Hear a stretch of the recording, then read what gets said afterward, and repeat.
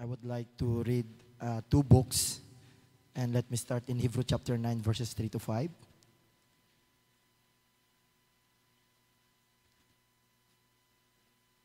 Okay. Mayroon ba kayong NASB? Kung meron lang. Okay, wala. Okay, sige, okay lang. So, I would like to read it in NASB version. Sabi rito, behind the second veil was a tabernacle which is called the most holy place, having a golden altar of incense, and the ark of the covenant covered on all sides with gold, in which was a golden jar holding the manna, Aaron's staff, which budded, and the tablets of the covenant. And above it were the cherubim of glory overshadowing the atoning cover. But about these things we cannot now speak in detail. In Romans chapter 3, verses 21 to 26, sa pangtalata, sabi dito sa verses 21, but now apart from the law, the righteousness of God has been revealed, being witnessed by the law and the prophets. But it is the righteousness of God through faith in Jesus Christ for all those who believe, for there is no distinction. For all have sinned and fall short of the glory of God. Do you believe in that? Hallelujah. Being justified as a gift by His grace through the redemption which is in Christ Jesus, whom God displayed publicly as a propitiation in His blood through faith. This was to demonstrate His righteousness, because in God's merciful restraint, He let the sins previously committed go unpunished, for the demonstration that is of His righteousness at the present time, so that He would be just and the justifier of the one who has just faith in Jesus. Let us pray.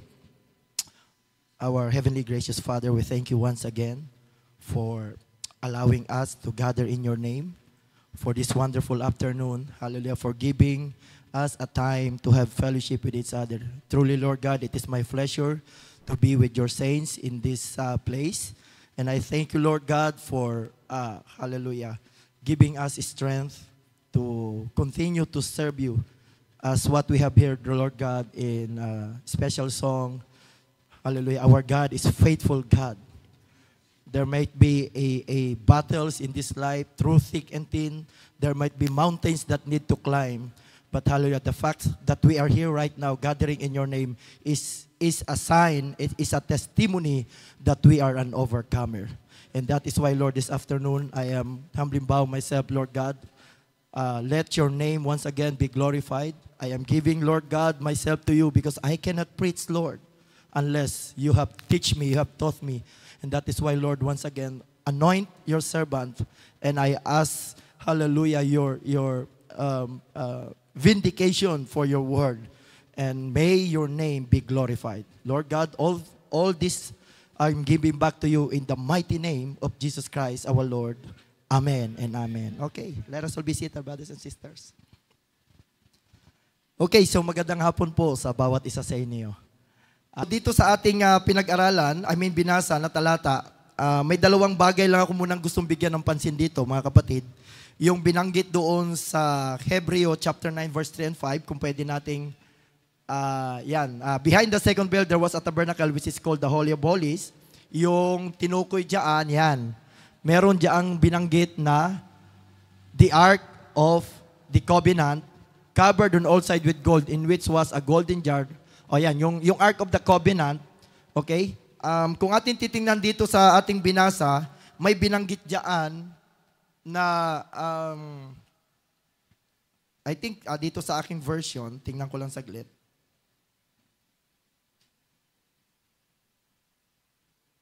Okay, dito sa verse 5, tingnan nga natin sa verse 5. Yan. And above it were the cherubim of glory overshadowing the mercy seat. So, tinutukoy, binanggit dyan yung salitang mercy seat. Okay? Doon naman sa Romans chapter 3, yung binasa natin, kung ating babalikan, ay binanggit naman doon yung salitang propitiation. Dito sa verse 25.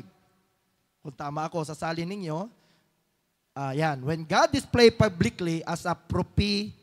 So yung dalawang bagay na yan ay gusto kong pag-usapan natin patungkol sa mercy seat ng ating Panginoon.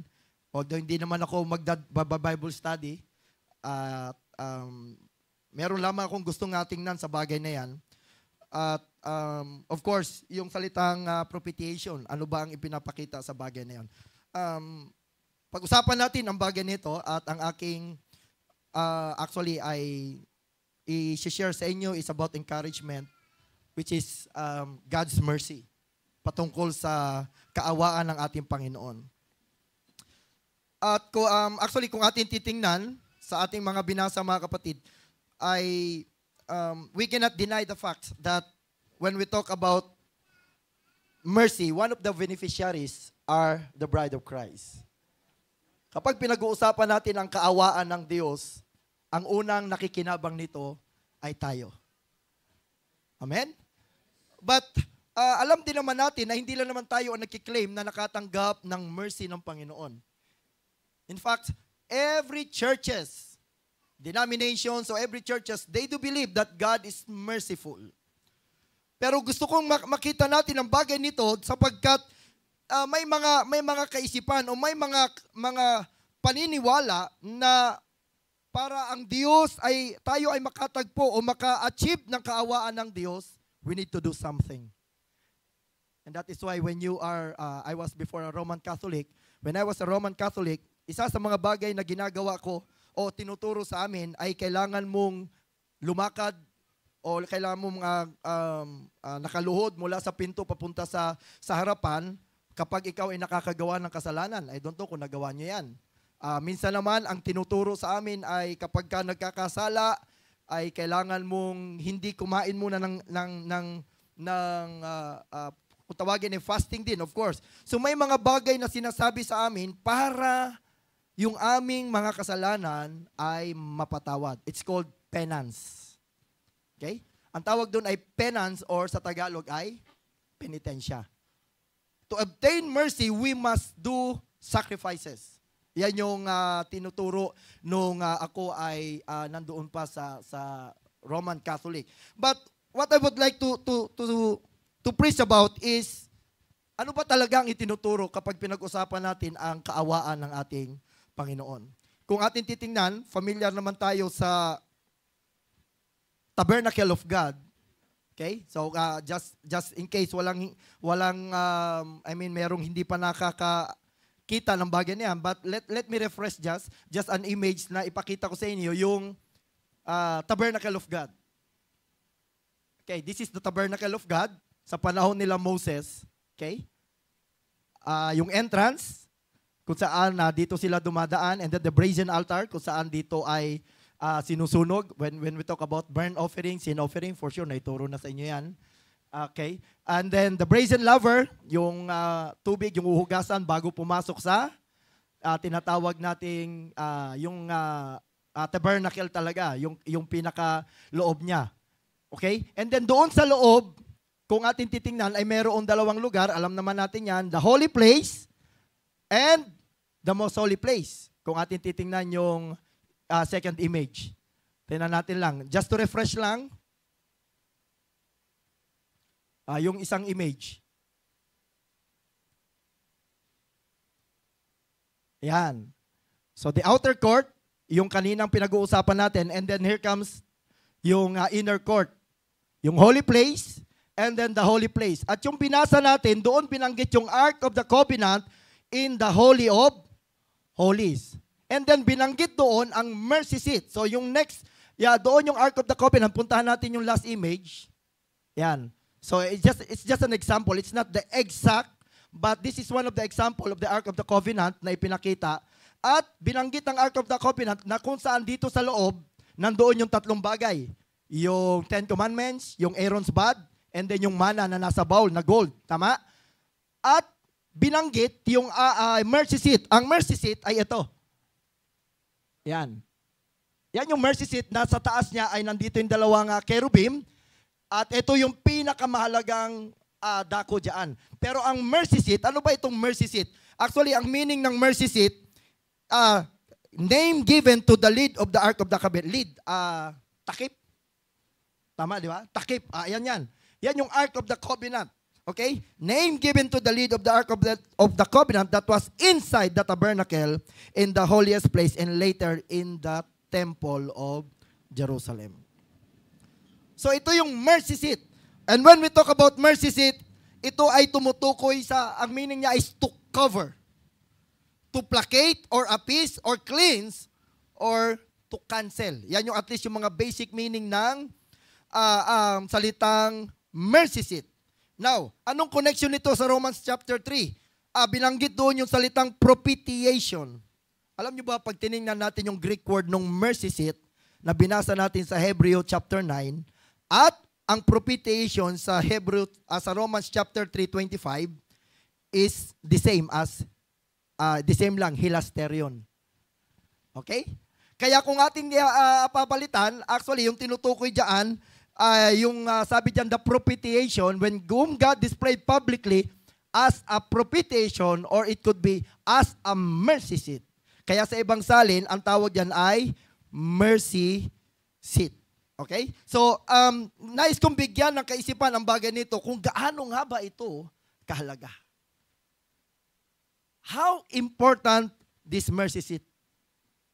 Gaano nga ba kahalaga ito sa buhay, lalo na sa kanilang panahon, and even in our time? Alam natin na hindi naman yan completely nawala, pero merong pinapakita kung sino o pinifigure out kung sino yan. When we know that, mamaya madadaanan natin yan, pero kung ating babalikan sa Old Testament, gaano nga ba kahalaga ito?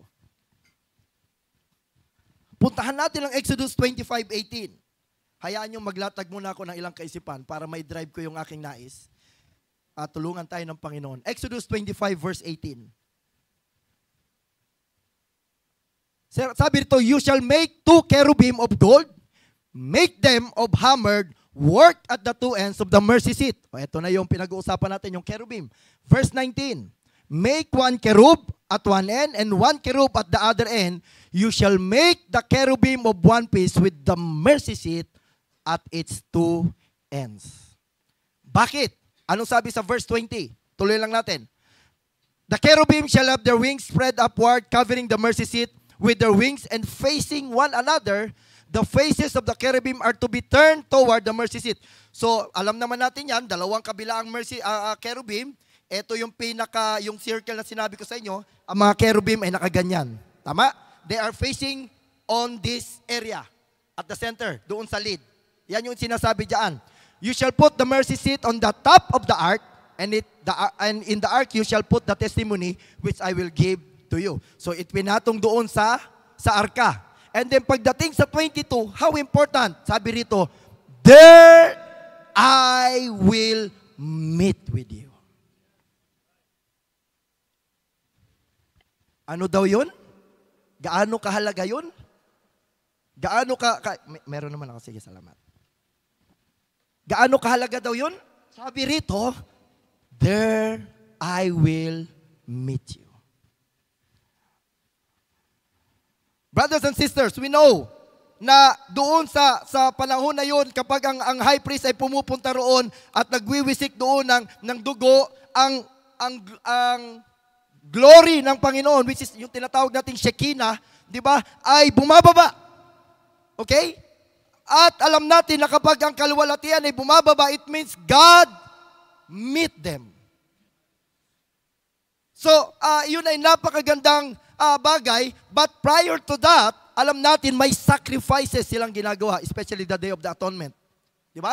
May sacrifices silang ginagawa at kailangan ang sacrifices ay perfect o maganda, walang bahid dungis, maganda ang sabihin na natin maganda yung hayop na yan. Di ba?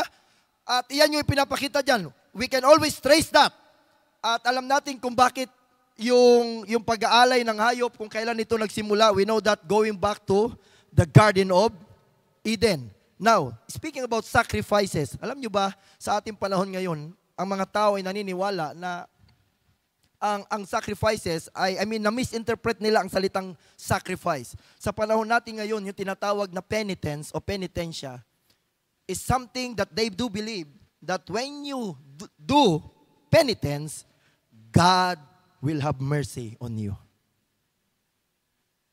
Ibig sabihin, kailangan magsakripisyo. Kailangan natin makaranas ng paghihirap para ang Diyos ay imit tayo.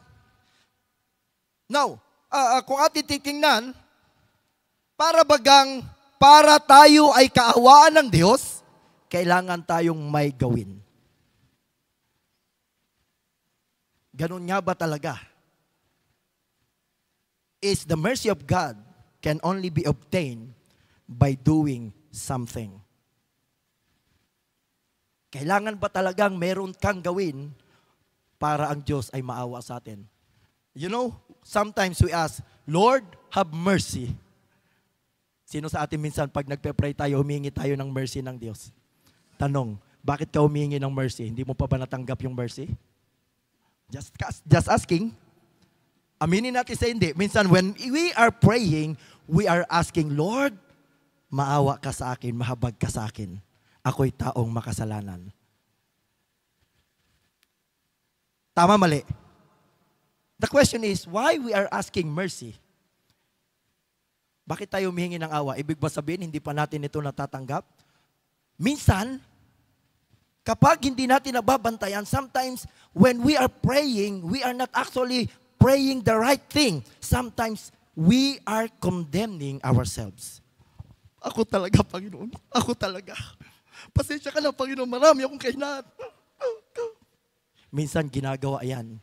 And listen, if it is kind of condemnation, it interferes intimacy with God.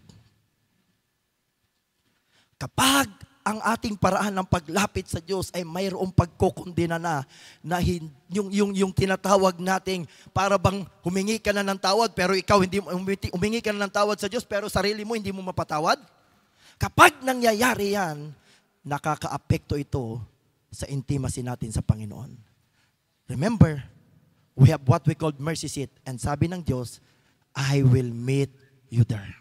Listen, there is no other place where we can meet God unless you receive His mercy. Hindi natin basta-basta mamimit ang Diyos. Kahit pa magpapako sa krus, kahit pa maglakad ka na hampasin mo ang likod mo, even if you nail in many hours, you will not receive the mercy of God. The mercy of God is not the response of our doing. Hindi po ang Diyos kaya naawa sa iyo dahil nagpakagutom ka ng isang linggo. Hindi po dumating ang awa ng Diyos dahil lamang sa ating mga pagsisikap.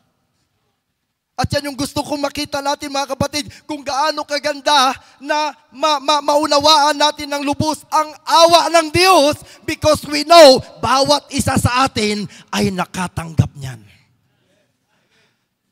At the more na ating nauunawaan at nakikita ito, walang anak ng Diyos na hindi marunong magbalik ng pasasalamat kapag ikaw ay nakatanggap ng habag mula sa Diyos.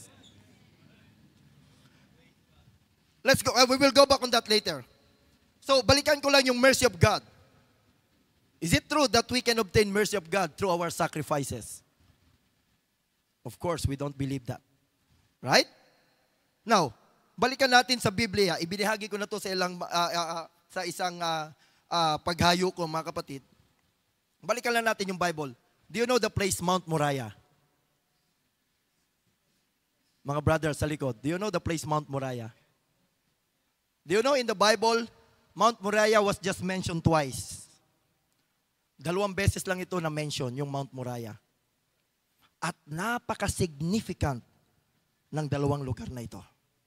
These 2 Mount Moriah ay napakahalaga. Napakaganda na kumbaga ng istorya doon sa 2 ito. At one sa mga greatest, it might be, pwede natin sabihin, isa sa mga greatest na istorya ng Biblia was happened in Mount Moriah. Alam niyo ba kung ano yun? When Isaac was sacrificed. It was in the Mount Moriah. Kung ating sisilipin saglit, mga kapatid, sa Genesis 22 verse 1. Puntahan lang natin saglit and verse 2. Sabi rito, now it came about after these things that God tested Abraham. And said to him, Abraham, And he said, "Here I am." That was the good servant of God. Madaling magsabing, "Here I am." Minsan kapag tayo hinahanap, minsan kahit rinig mo ng ikaw, kailangan natin ng bagong MC. Kailangan natin isang leader. Musician. Minsan, ganun tayo minsan. Pero si Abraham, napakaganda. "Here I am, Lord." He said, "Take now your son, your only son." Kung atin titingnan mga kapatid, hindi nagkamali ang Panginoon. He was testing Abraham. Tama? "Take now your son, your only son, whom you love." Ini-emphasize yung salitang whom you love.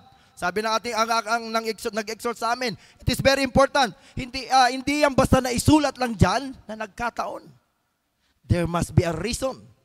Tama? Binigay yung salitang only son at yung salitang whom you love, and go to the land of Moriah. Sa tingin ninyo, nagkataon lang kaya?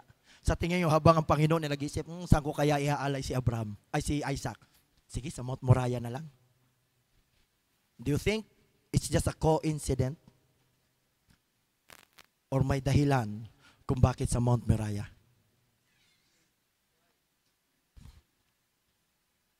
Okay? Offer him, there is a burnt offering on one of the mountain of which I will tell you. So we know what happened. Sumunod si Abraham. Diba? Alam natin na nangyari. Kung ating idadalhin sa baba, okay, let me, isa sa na-appreciate ko kumbaga sa ibang mga, ang tawag dyan? Mga nagbabagi, yung marunong mag-storytelling. At ako ay humingi ng wisdom sa bagay na yan. Pero ganun pa man, ay hayaan nyo na nadalhin ko kayo sa bagay na yan.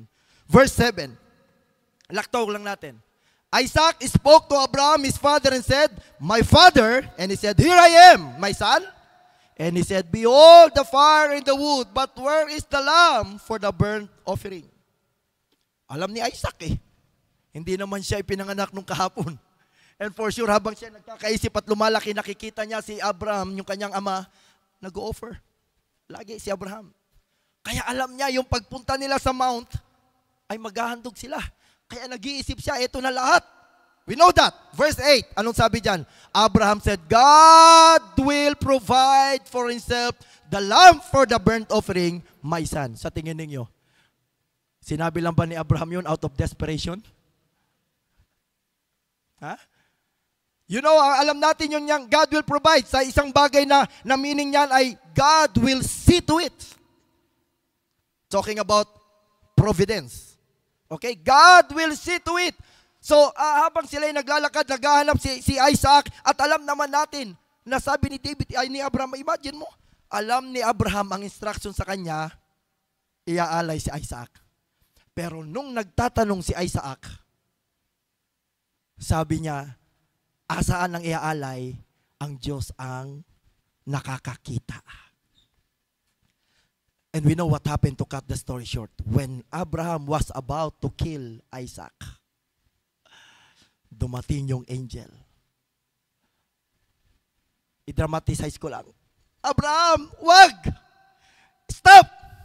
Sapagkat alam ko na ikaw ay totoong lingkod ng Diyos na sumusunod tapat sa Panginoon.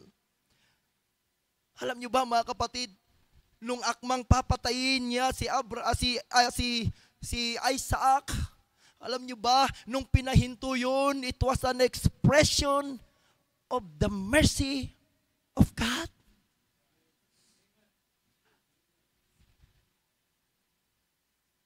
But the point is, bakit kaya sa Mount Moriah? Anong meron sa Mount Moriah? Remember, that was the place where God meet Abraham. Sabi ng anghel, tama na, alam ko, totoo yung paglilingkod mo. So it was a very interesting story, but I will not go in detail with that. Ang isa pang bagay na binanggit ang Mount Moriah ay ang 2 Chronicles chapter 3 verse 1. Let us read. 2 Chronicles chapter 3 verse 1. Anong sabi dyan? Basahin lang natin saglit.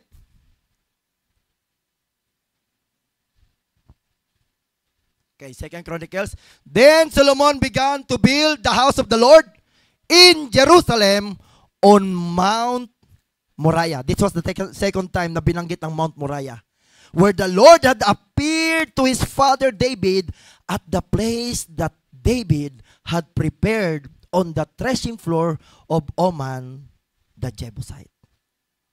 Now notice mga kapatid, yung unang binanggit na place na Mount Moriah, it was Isaac who was about to be offered. I-offered.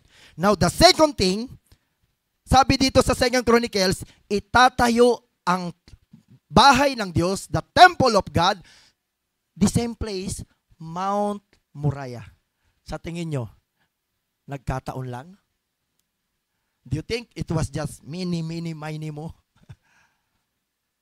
Tandaan ninyo, kapag ang Diyos ay nagbanggit ng lugar, ng tao, may dahilan, may purpose. Hindi ito nagkataon lang. Sabi sa akin kainan ni Brother Philip, welcome to our humble church. Ito lang, pasensya na. Mainit yung medyo ganito, ganyan. Pasensya na kayo, naglakad kayo na malayo. It's just a typical natin. Ganyan tayo, mga Pilipino, mga hospitable. But brothers and sisters, I believe, kung ito yung naging lugar na pinili para sa inyo, hindi ito aksidente lang.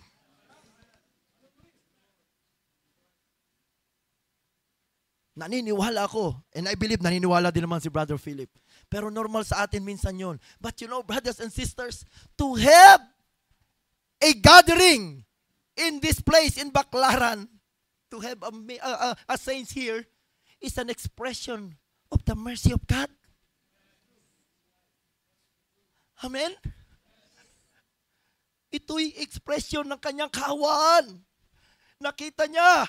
Bakit? Dahil, imagine mo, sa hirap ng lugar, dikit-dikit, it is very hard to look for a vacant place.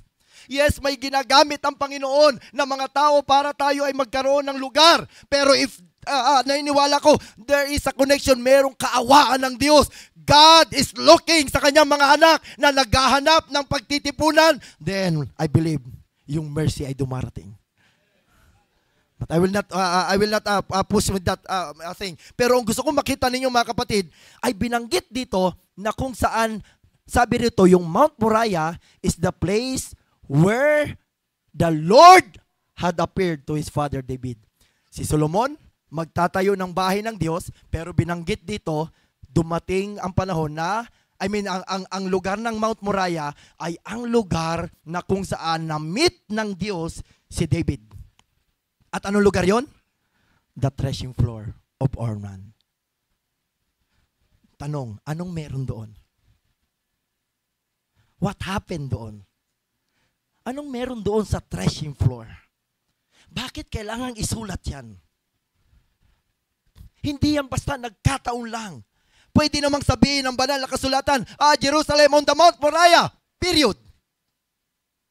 Why is it that kailangan pang sabihin na kung saan ang Panginoon ay nagpakita kay David?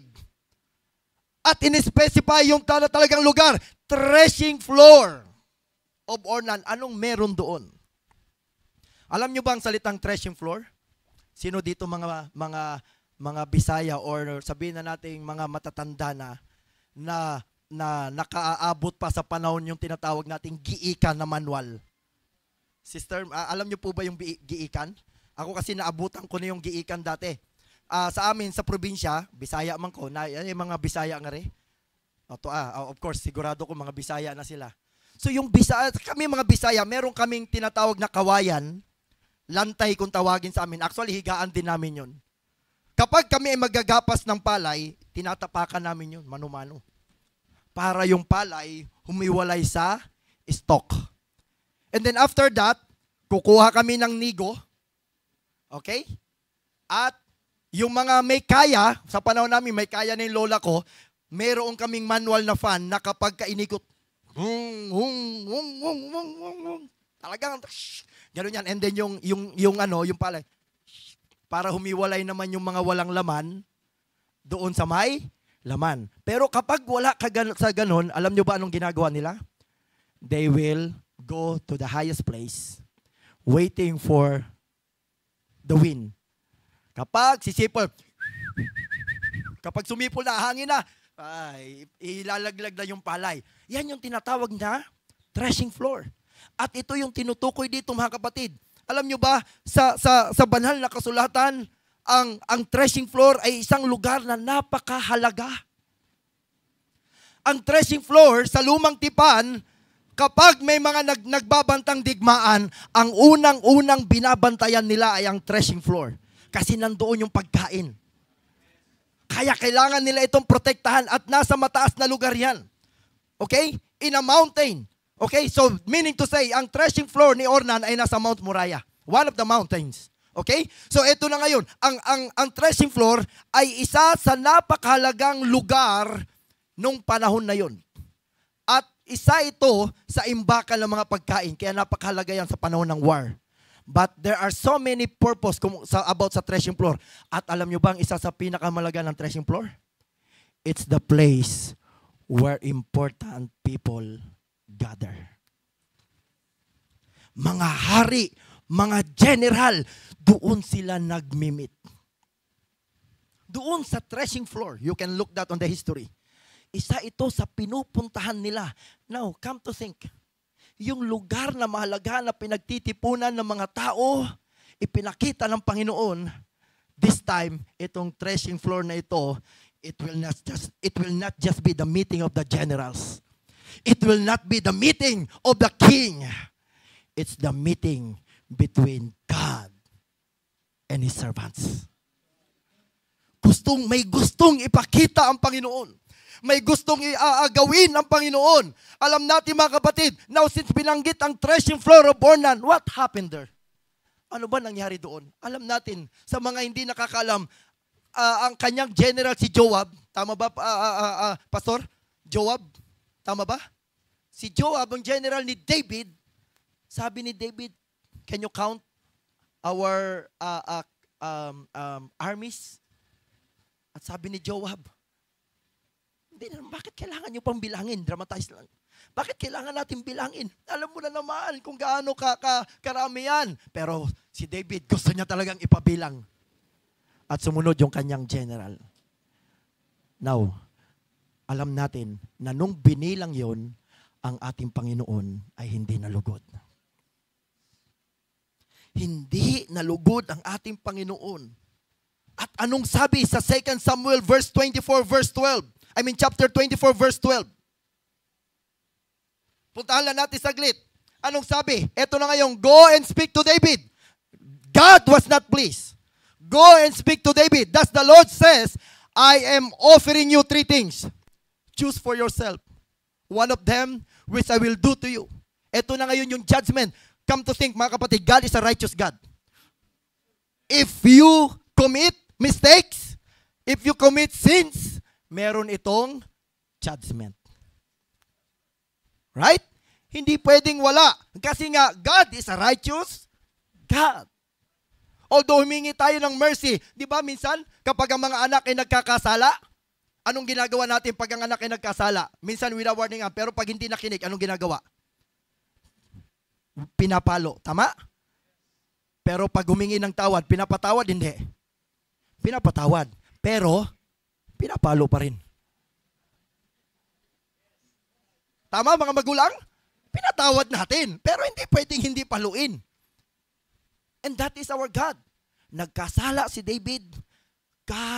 David is God's after his heart, God's own heart.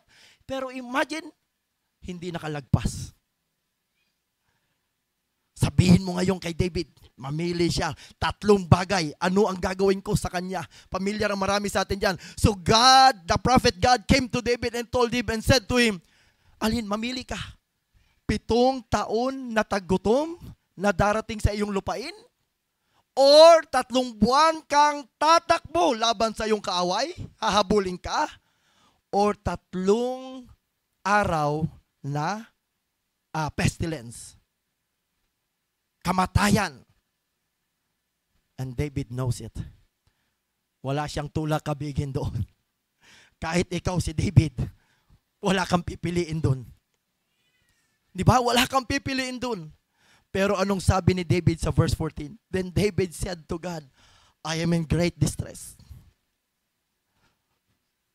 Basahin nga natin sa Tagalog. I would like to read it in Tagalog. At sinabi ni David kagad, ako'y nasa totoong kagipitan. Mahulog tayo ngayon sa kamay ng Panginoon. Mas pinili ni David, mahulog na lang sa kamay ng Panginoon. Bakit? Sapagkat ang kanyang mga kaawaan ay dakila. At huwag ako mahulog sa kamay ng tao. Here comes now. Nagkasala si David, ang judgment ay dumating at alam ni David hindi niya ito matatakasan, pero sabi niya, mahulog ako sa kamay ng Diyos sapagkat alam ko ang kanyang kaawaan ay dakila. The mercy of God. Alam ni David na bagamat mararanasan niya ang parusa na nagmumula sa Diyos, alam niya ang Diyos pa rin ay maawain. I would like to ask everyone this afternoon. Let's be honest with ourselves. Who among you committed sins and the judgment of God came? Is it a fact? Totoo ba na naranasan natin yan? Pero alam nyo ba, sa kabila ng bagay na yon, hindi nawala ang awa ng Diyos. Lahat tayo na narito, no one will stand up behind this pulpit and said, I have no sins against God. We all commit mistakes. Lahat tayo nagkakamali. Lahat tayo nagkakasala. Pero alam nyo ba mga kapatid, nung si David ay nakarealize na nagkasala siya, ang kanya lamang naisip, alam niya na ang kamay, ang kahawaan ng Diyos ay dakila. So alam natin ang nangyari, ituloy ko lang yung kwento. Verse 15, sa gayoy nagsugo ang Panginoon ng salot sa Israel mula sa umaga hanggang sa takdang panahon at namatay sa bayan mula sa Dan hanggang sa Beersheba 70,000 lalaki. Kung ikaw si David, namatay ang 7,000 nasasakupan mo, anong mararamdaman mo? Dalhin natin sa atin. Imagine mo, sister, ikaw yung nagkasala. Kapatid mo ang naparusahan. Ang nagkasakit. Pero alam mo sa sarili mo may mali. Ikaw nanay, tatay, 'di ba? Minsan alam natin na sa ating part ng buhay, sometimes tayo ng mga tatay, meron tayo mga pagkakasala, pagkakamali na hindi agad natin na-admit sa harapan ng Panginoon at hinahayaan natin ito. And then somehow ang ating mga anak ay nagkakasakit o merong mga kaguluhan sa loob ng tahanan. And you know that na ang dahilan ay ikaw. Tama? Alam natin yan. Why? Because we are the sons of God. We are Christians. We are believers. We know if there is something wrong in us. Kaya yun yung nangyari. At si David alam niya. Pero ang nangyari, he was expecting, mahulog ako sa kamay ng Diyos. Perhaps he was expecting, siguro bigyan na lang ako ng sakit ng Diyos. But different thing happened. 7,000 died. Gaano kabigat yun sa hari ng Israel? At minsan nangyayari sa atin yan. Minsan, kasalanan natin, anak natin yung nagkakasakit o nagkakaproblema. Di ba? Ituloy ko lang. So, kung atin titingnan, yan yung bagay. At kung itutuloy natin, sabi, at nang iunat ng anghel ang kanyang kamay sa dakong Jerusalem upang gibain. So, ibig sabihin, nagsimula ang pagpatay galing sa Dan hanggang sa Beersheba, 7,000, the angel of the Lord, pinagpapatay. At eto na ngayon, si David, he was in Jerusalem. Okay, ang kaharian ay nasa Jerusalem, yung pinakasentro. Ito na ngayon, yung anghel ng kamatayan parating. Nang iunat ng anghel ang kanyang kamay sa dakong Jerusalem upang gibain, something happened. May nangyari. May nangyari. Anong sabi diyan? Nagsisi ang Panginoon sa kanyang ginawa. Papunta sa Jerusalem, yung pagpatay, may nangyari. Something happened inside the heart of God. Hindi natin alam kung ano nangyari, but the Bible says, nagsisi ang Panginoon. At sinabi sa anghel na lumipol sa bayan, siya na. Ngayon, itigil mo na ang iyong kamay. Hindi pa dumarating sa Jerusalem, wala pang ginagawa si David. He was expecting na mangyayari yan. Pero nung iuunat na ng anghel ang kanyang kamay para patayin ang mga tao sa loob ng Jerusalem, sabi ng Panginoon, stop! Tama na! Kung tutusin, dapat naman talagang parusahan si David. Dapat naman talagang tumanggap ng judgment. Pero what happened? Sabi ng Panginoon, tama na. Alam niyo, minsan yan ang nangyayari sa buhay natin. Minsan kapag tayo'y nagkakamali, ang judgment ng Diyos ay dumarating sa atin, whether we like it or not. At minsan dumarating sa panahong nahihirapan din tayo. And we know, because of our sins, nahihirapan din tayo. Pero alam niyo ba, minsan may mga pagkakataon sa buhay natin sa panahon na ayaw mo na, sa panahon na iniisip mong hindi mo na kaya, may mga misunderstanding na mag-asawa at nag-uusap na sila, okay, that's enough, hiwalay na tayo. Buo na yung aking pasya, hiwalay na tayo. Pero kung kailan gusto mo nang makipaghiwalay, tsaka ang awa ng Diyos dumarating, tama na. Anak ko yan. Hindi ko hahayaang masira ang buhay niyan.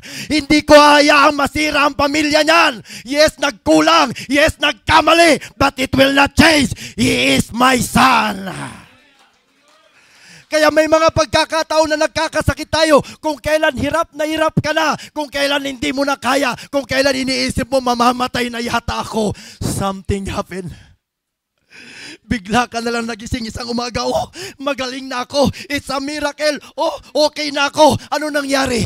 It's the mercy of God. We know that. Pero ang makikita mo rito mga kapatid, wala pang ginagawa si David. Nauna na yung awa ng Diyos. Ganon kayaman ang ating Panginoon. Wala pang ginagawa si David. Tinanggap niya lang ang judgment. Wala pa siyang ginagawa. Bakit? Dahil ang mercy is the character ng Diyos. Yan ay bahagi niya. Kaya naman, hindi niya matiis kung ano yung nangyayari sa atin. God is a just God. Pero kapag nakikita niya ang kanyang mga anak na nahihirapan, hindi natutuwa o nalulugod ang Diyos. Kaya anong sabi diyan? Nung akmang papatayin na yung mga tao sa Jerusalem, sabi ng Diyos, tama na. Stop. Ikaw ang nagkasala, ako ang nagkasala, tayo ang nagkasala, pero ang nasaktan ng lubos ang ating Panginoon. Kaya napakabuti ng Panginoon. Alam nyo, somehow sa ating mga buhay nangyayari yan. Perhaps may mga naririnig ako, mga struggles natin. Sometimes our struggle, aminin natin sa hindi, sometimes ang dahilan yan dahil sa ating mga pagkukulang sa Panginoon. At kapag nangyayari yan, ang Diyos ay nagpaparusa. At kapag nahihirapan na tayo na talagang hindi na natin kaya, ang Diyos din ang bumabawi. Kapag dumarating ang mga sakit, ang mga karamdaman, ang mga struggle sa buhay, kapag nakikita niya na hirap na ang kanyang mga anak, God will say, it's enough. Tama na. Hindi ba napakagandang bagay na makita natin yan na si David, habang tumitingin siya, nakita niya nang iunat ang kamay, nagsisi ang Panginoon at sabi rito, sabi ng anghel na lumipol, siya na, ngayon itigil mo ang iyong kamay. At saan huminto? Sa giikan ni Arona na Jebuseo. Nagkataon lang ba? Hindi. Hindi ito nagkataon.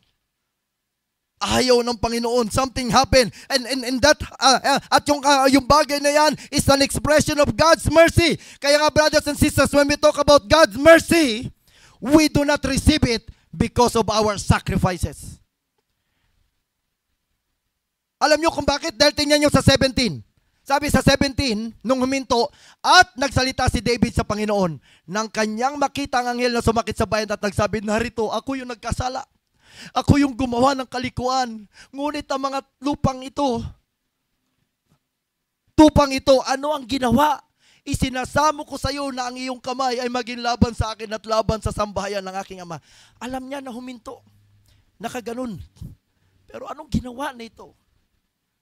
Brothers and sisters, this is just the great, when we talk about mercy, this is just the great story about the mercy of God.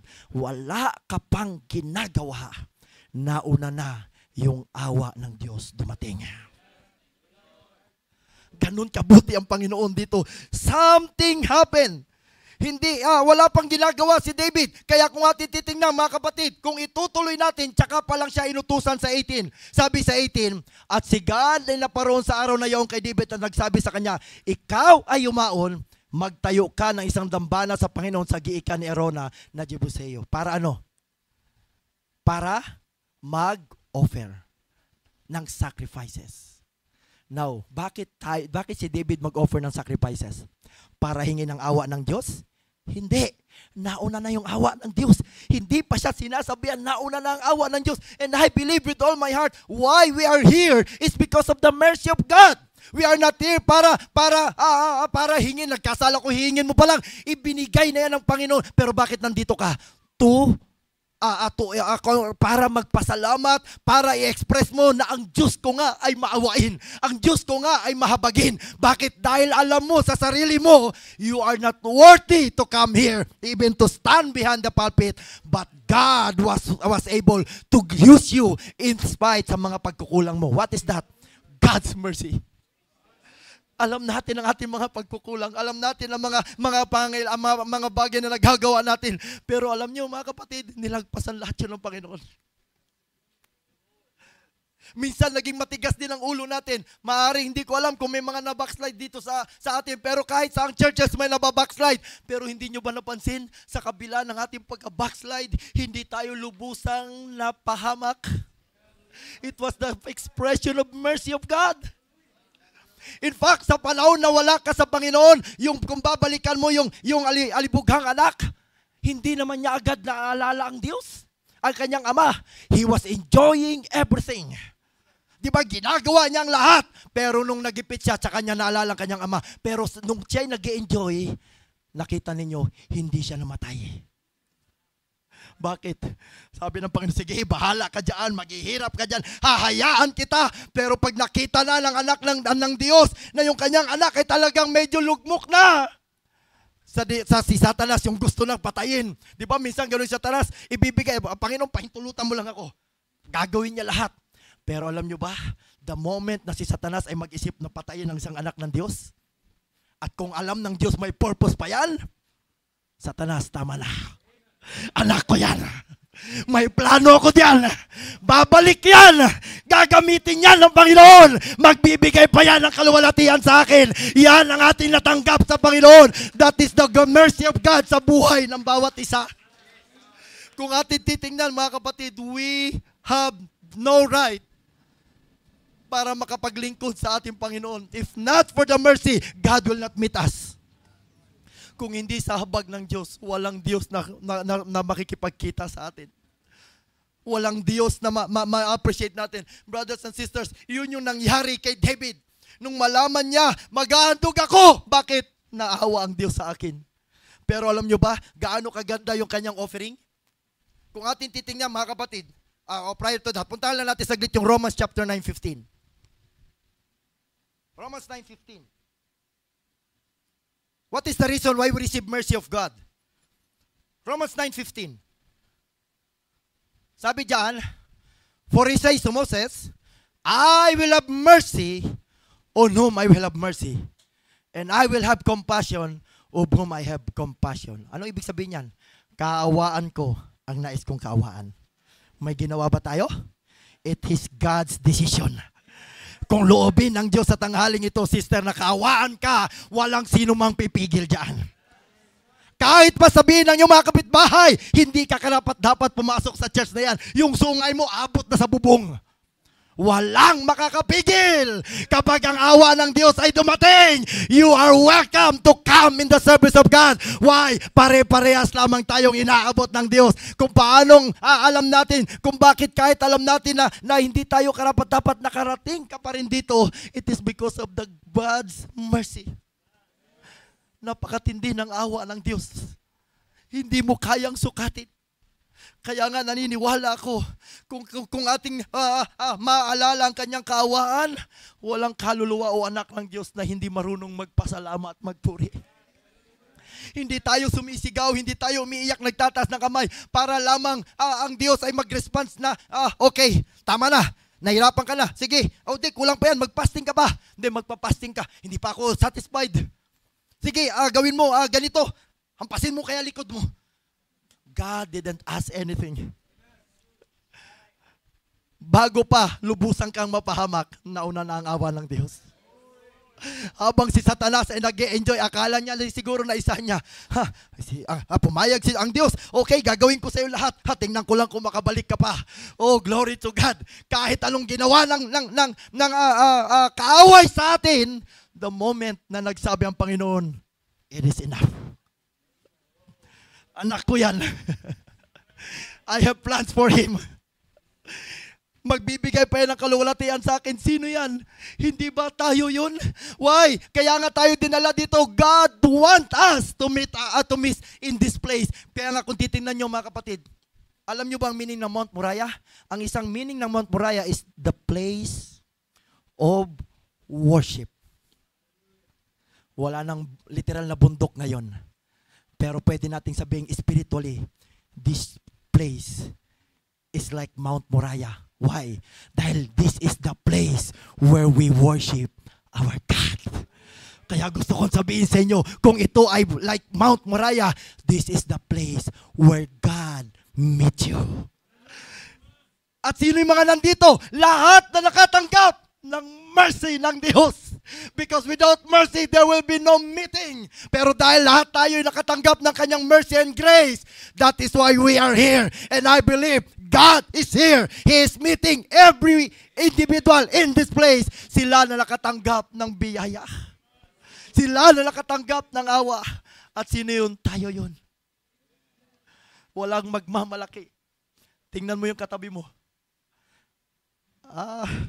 Ito, anak yan ng pastor eh. Okay yan, kaya siguro, mas mabait yan. Ito, pasaway ito. Siguro, dapat wala na dito to eh. Dapat hindi to karapat dapat eh. Tumayo pa. Nagpatotoo pa talaga. Umawit pa talaga sa Panginoon. Kung alam lang natin pala mga kapatid, yung pinagdaanan niya. Hallelujah. Ganun lang pala yun. Sa panahon, di ba? Yung mga panahon na ayaw mo na, yung pala, ang Panginoon na palang gumagawa. Tama na. Kung makakita kayo ng isang individual sa kabila ng kanyang mga struggles, tumatayo sa kalagitnaan, I believe, nakatanggap yan ng awa ng Panginoon.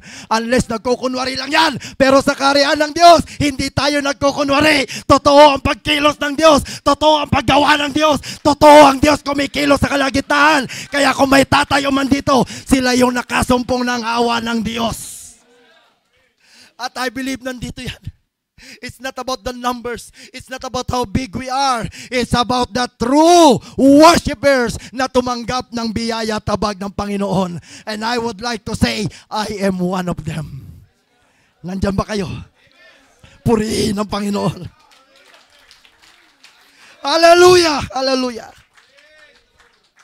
Brothers and sisters, this is like a Mount Moriah. This is the place we worship God. This is the place where God meet us. Don't get me wrong. Kahit saan naman tayo, minimit tayo ng Diyos. Pinaparallel ko lang ang lugar na ito. Na ang Mount Moriah is the meeting place where David and God met. The Mount Moriah is the meeting place where Abraham offered Isaac, his only son. Dumating ang Panginoon. Now I believe this is the place where you and God will meet. Kaya kung nandito ka ngayon, huwag mong hahayaan kapatid na maubos ang maghapon mo na hindi mo siya naka-fellowship. At kung nangyayari yun, tiyakin mo sa sarili mo, Panginoon, baka may mali sa akin. Baka merong pagkukulang sa akin, Lord. Itama mo yung aking puso. Lord, ipakita mo ko yung mga bagay na kailangan kong gawin. Why? Because I want to meet you. Pero yun mga kapatid, because of this mercy, hindi nagsabi ang Panginoon, okay, huwag kang magtanghalian.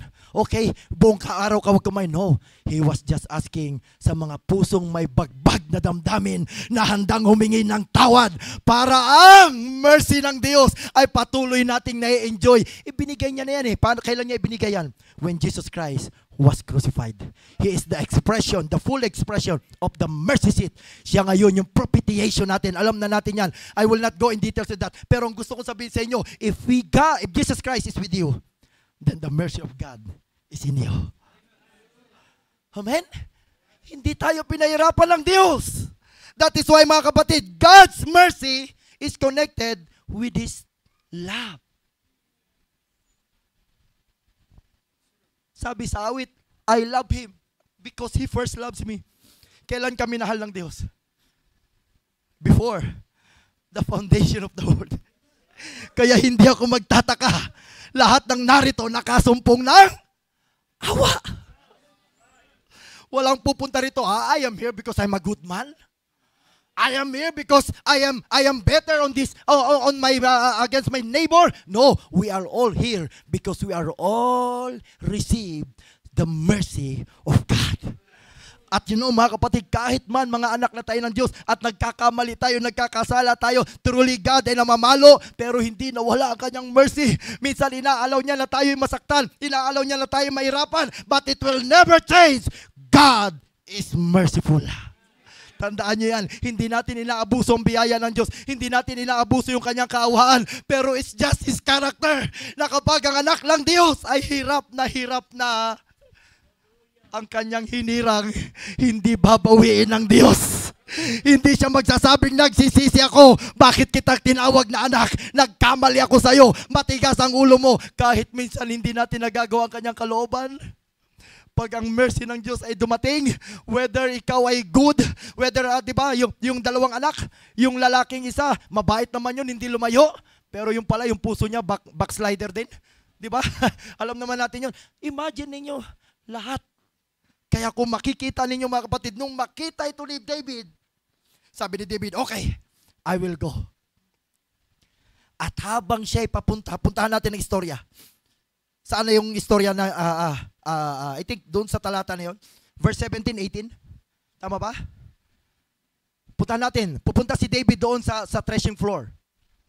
Okay, I still have 30 minutes. Okay, let's go back to English. Okay, balik ako tayo sa English, yan. Then David spoke to the Lord when he saw the angel was striking down the people and said, behold, it is, verse 18. So God came to David that day and said to him, go up, erect an altar to the Lord on the threshing floor of Arona, the Jebusites. 19. David went up according to the word of God, just as the Lord had commanded. It is very important na masunod natin yan. Verse 20. Arona looked down and saw the king and his servants crossing over toward him.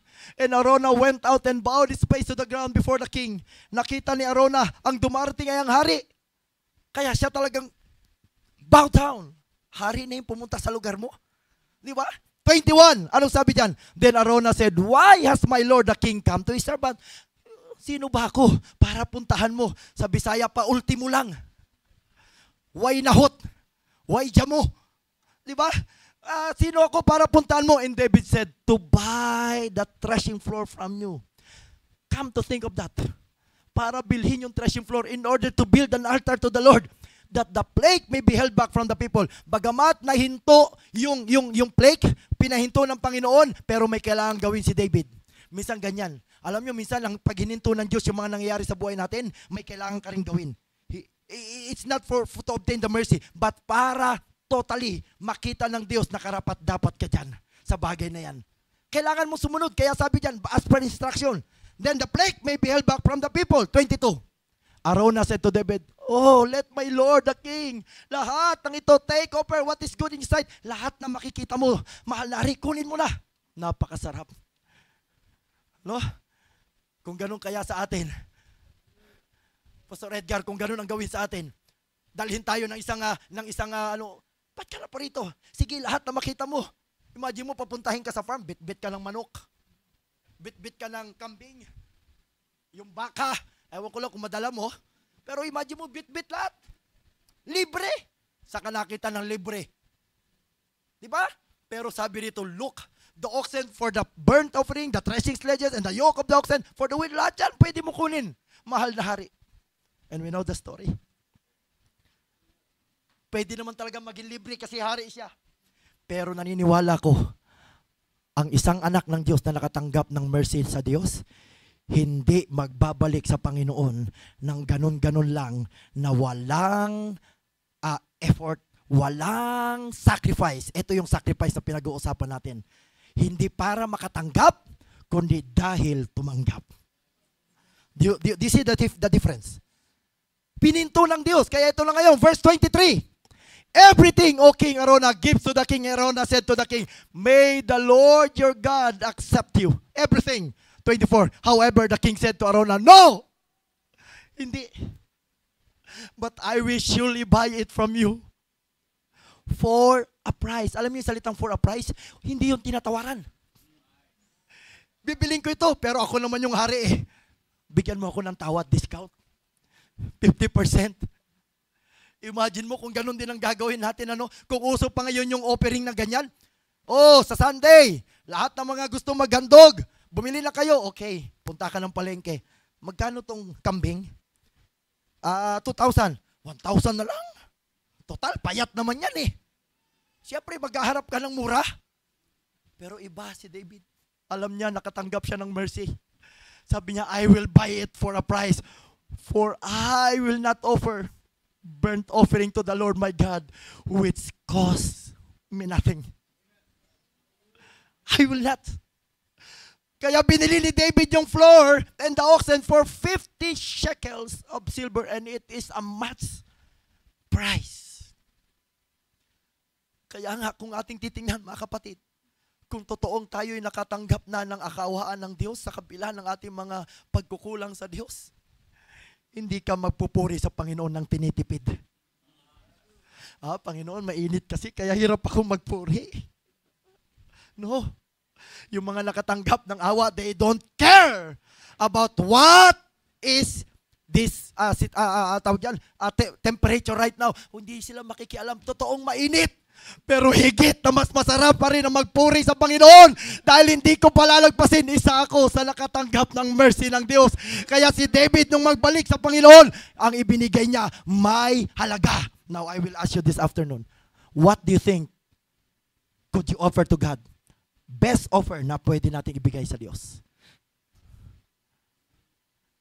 Ano ang pwede natin pinaka-best? Did we obtain mercy from God? Because God loves us, natanggap natin. But what can we give back to God? Of course, we give offering, we give us special songs. But more to that, we fulfill our responsibilities. But more to that, ano sabi sa Romans 12? I beseech you therefore, brethren, by the mercies of God. Tama ba? To present your bodies a living and holy sacrifice, acceptable to God, which is your reasonable or spiritual service of worship. Simple lang ang hinahanap ng Diyos sa hapong ito. Yung mga nakatanggap ng awa, magbalik ng buong buhay sa paglilingkod ng Panginoon. Brothers and sisters, kung ikaw yun, kung ikaw yung brother, then pare-parehas tayong magbabalik sa Panginoon ng offer of sacrifices. Ano yun? Our life. Let us bring it back to God. Because I believe, brothers and sisters, doon napuputol yung sumpa, minsan yung pagpalo ng Diyos kapag nakita niya ang isang anak ng Diyos na totoong nagbabalik sa Kanya at nagbibigay ng kanyang buhay. Alam niyo ba ano nangyari doon? Balikan natin ang 1 Chronicles 15:21. Ano nangyari doon? Nung after maghandog ni David, ano nangyari? Siguro sa 21? 15:21? 22. Ayan. Hindi. Nasa na ba yun? I think 27. Puntahan nga natin. Ayan. Hindi. 1 Chronicles 21. Kaya pala 15 yan. 1 Chronicles 21. 1 Chronicles 21. Yan. Yan. Okay. Okay. As David came to Ornan looked and saw David and went out from threshing floor. Yan binabasa natin. Pagdating sa baba, after niyang magpuri, maghandog, I think 24, 25.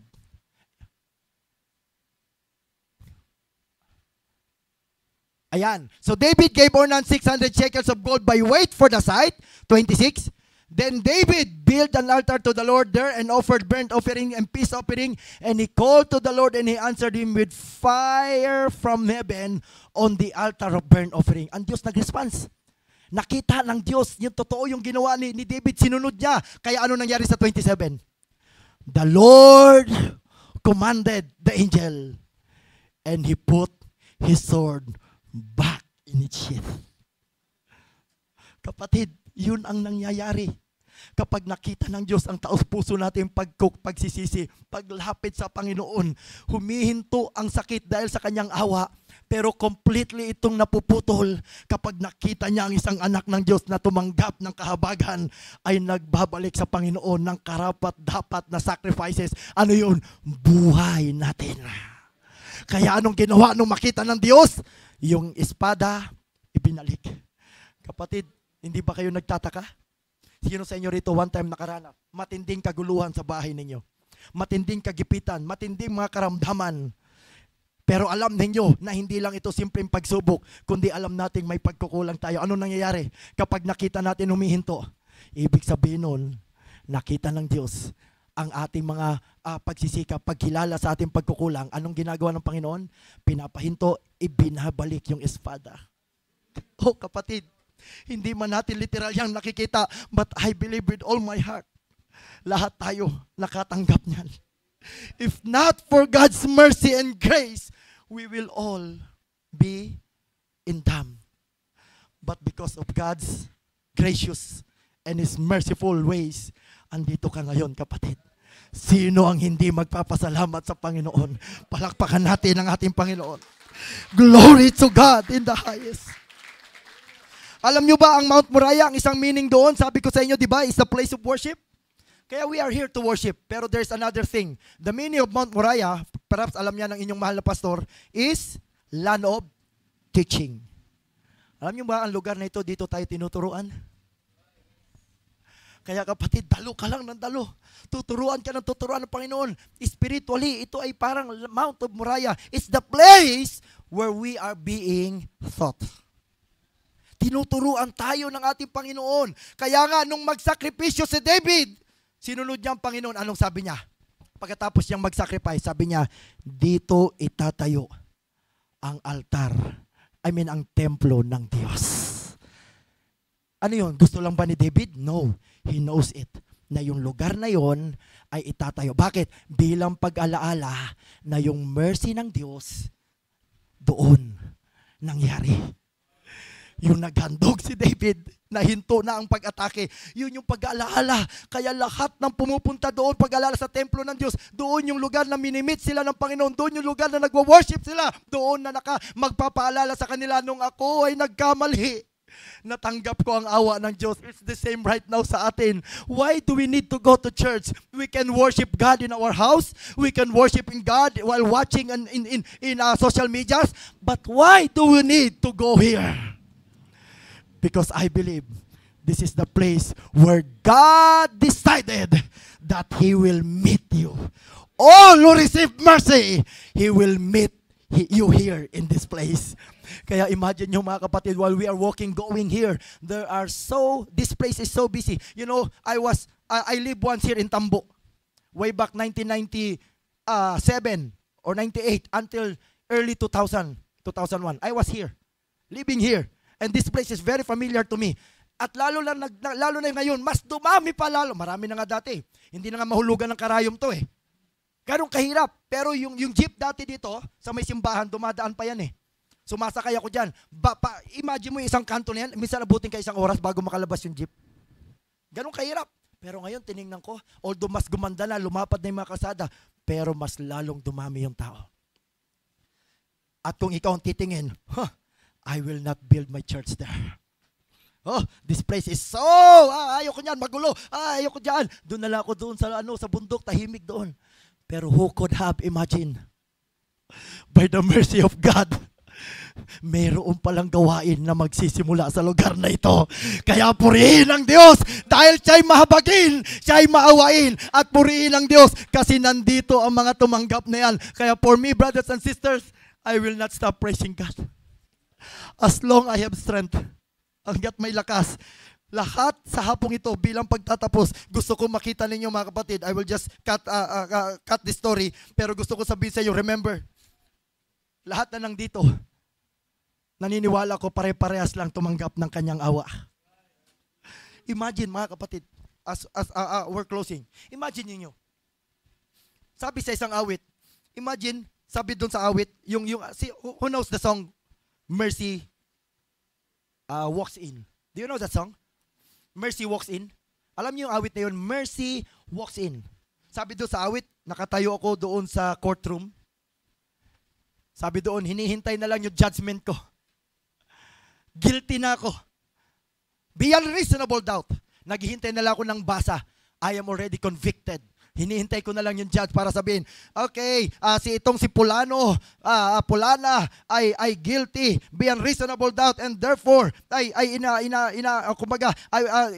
sinesentensyahan ko siya ng life imprisonment, reclusion perpetua. Yun na yung hinihintay mo. Wala nang magpapabago doon, nakatayo ka na naghihintay, guilty ka eh.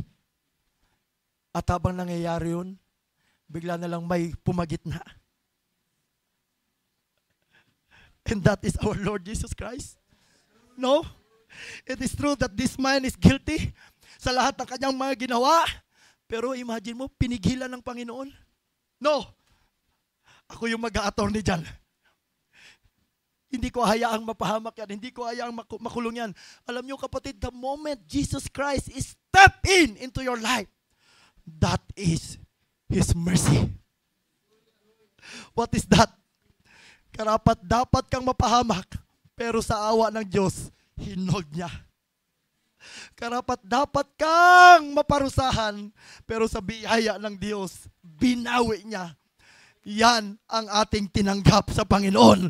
Kaya kung nauunawaan mo yan kapatid, magbigay ka ng pasasalamat sa ating Panginoon. Palakpakan natin ang ating Panginoon. Let us all stand, brothers and sisters. Glory to God. Alam niyo yung salitang propitiation, it is the mercy of God.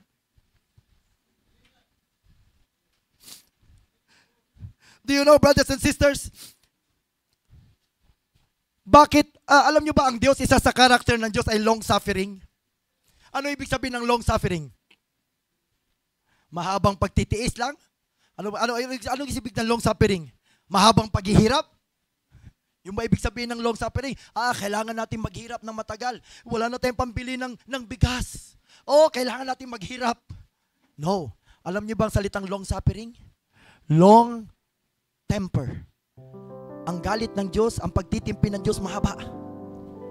Doon sa mga makasalanan, napakahaba ng kanyang long suffering, ng kanyang long temper. Pero hindi ba kayo nagtataka? Nung tinanggap mo ang Panginoon, never mong narinig na ang Diyos ay mahaba ang kanyang suffering sa atin. Ang long suffering ay ina-apply lang doon sa mga makasalanan. At alam natin, one day, ang long suffering na yan ay hihinto. Ang ibig sabihin ng long suffering, long temper, may hangganan yan. Ang Sodoma at Gomorrah, nakaranas ng judgment ng Diyos. At gusto kong sabihin sa inyo, sa huling mga araw, in these last days, people will receive judgment from God. God will take His suffering, long suffering, and He will judge the sinners. Pero sa atin, nagkakasala ka rin naman Yan ang dahilan kung bakit hindi na long suffering ang natatanggap natin. Hindi lang basta long suffering. Alam mo ang tinatanggap natin? Mercy and grace. Bakit? Kasi ang grace, tinanggap mo kahit hindi ka karapat-dapat. Ang mercy, karapat-dapat ka parusahan, pero hindi ka pinarusahan.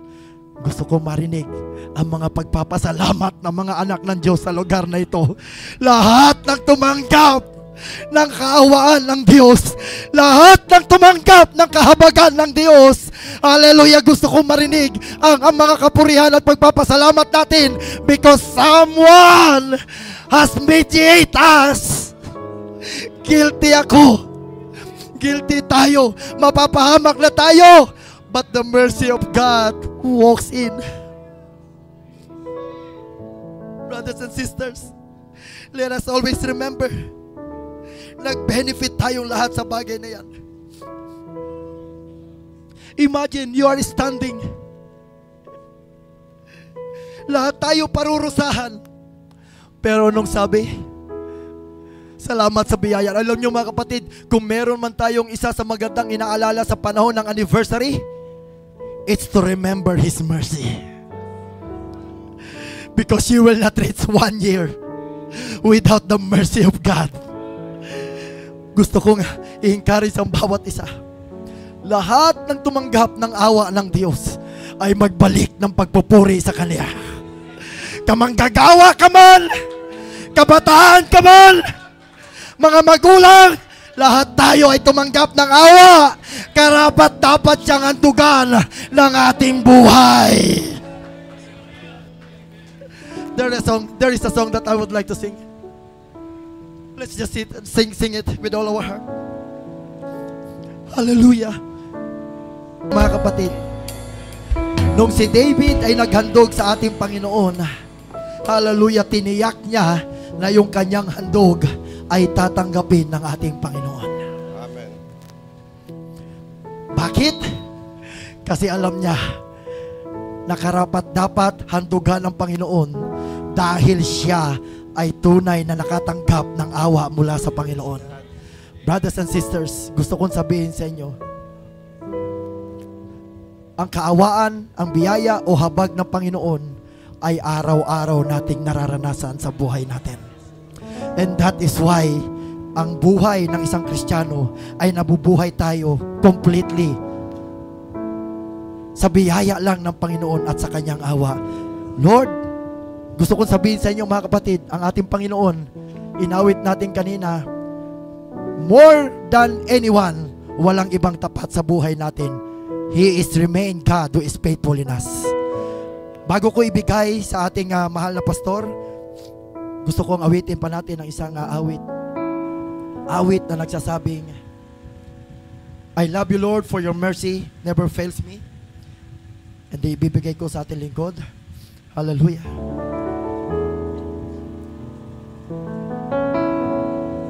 Glory to God.